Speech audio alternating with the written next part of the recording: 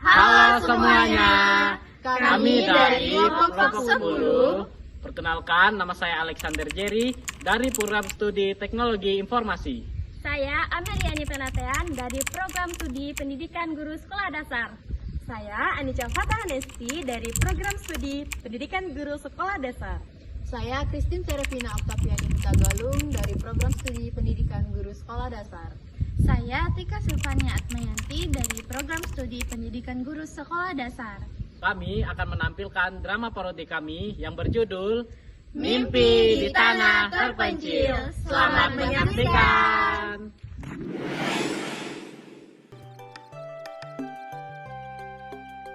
Di salah satu teras rumah seorang warga terdapat beberapa orang yang sedang bercanda dengan cerianya. Kemudian lewatlah seorang Pak Kades di desa itu.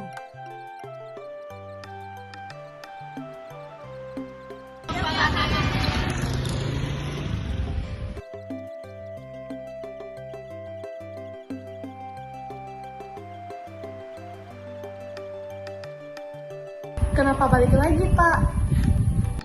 Nah, saya ada berita baik untuk masyarakat yang dimana pemerintah akan memberikan kita bantuan berupa sembako dan kebutuhan di bidang medis serta pendidikan. Oh iya Pak, tapi kenapa saya merasa bantuan ini belum sampai di sini? Saya melihat masih banyak keluarga yang memenuhi kebutuhan mereka sehari-hari. Iya Pak, saya juga sudah dengar tentang bantuan ini. Katanya pemerintah akan mengirimkan bantuan pangan, fasilitas kesehatan, dan pendidikan ya. Tapi kok di kampung kita belum ada yang datang?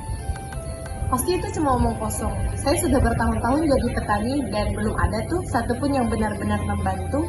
Itu cuma janji-janji dan hilang begitu saja.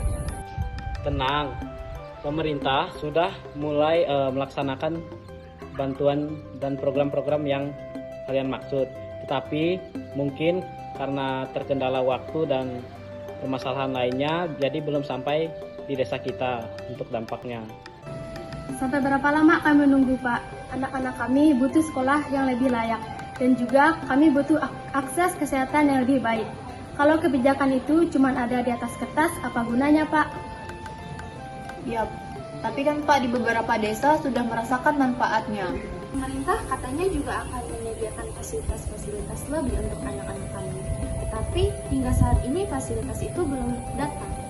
Itu pun kami mengandalkan dana yang dari kami sendiri, meskipun tidak cukup.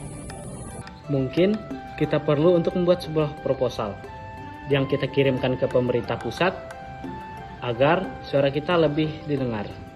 Proposal sudah banyak yang kami kirimkan Pak Kades, tapi belum ada perubahan sama sekali. Yang datang hanya saja pengumuman baru yang lebih banyak birokrasi. Ya, kami cuma butuh solusi langsung saja Pak.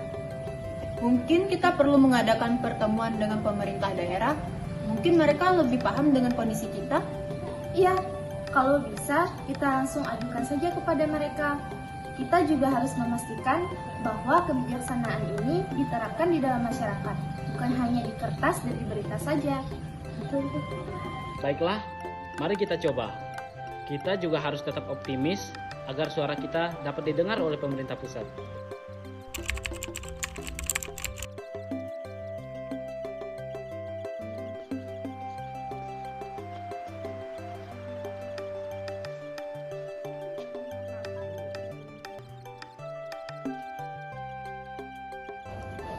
Baik, terima kasih Ibu sudah menyempatkan untuk hadir di pertemuan kali ini. Kami dan masyarakat berharap dengan diadakannya pertemuan ini, kami dapat lebih lagi untuk merasakan dampak dari bantuan-bantuan yang pemerintah salurkan kepada kami. Baiklah, saya sangat memahami kondisi desa Anda, Pak. Tetapi karena ada beberapa kendala dalam menyalurkan bantuan dan juga menerapkan kebijaksanaan ini di dalam masyarakat, terutama dalam letak geografis seperti di daerah pelosok. Hal ini menjadi tantangan tersendiri bagi kami dalam menerapkan kebijaksanaan ini. Kami mengerti tantangan geografisnya Bu, tapi tidak bisa terus-menerus dijadikan sebuah alasan. Anak-anak kami membutuhkan pendidikan yang lebih baik, membutuhkan akses kesehatan yang lebih layak, dan kami juga membutuhkan pekerjaan. Itu adalah kebutuhan dasar kami.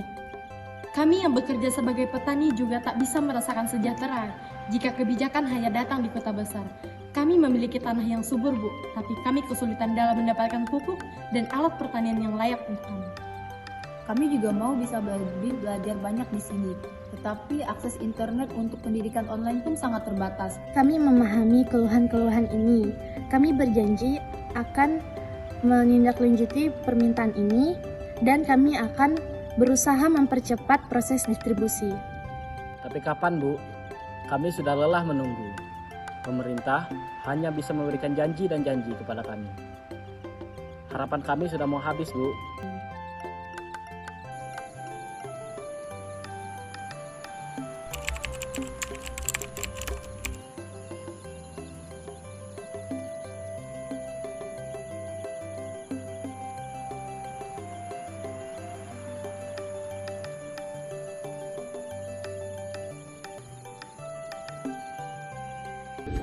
Saudara-saudari, saya sudah mendapatkan hasil dari pertemuan yang kita laksanakan beberapa hari lalu, yang dimana pemerintah pusat sudah merespon aduan dan permintaan masyarakat di daerah kita.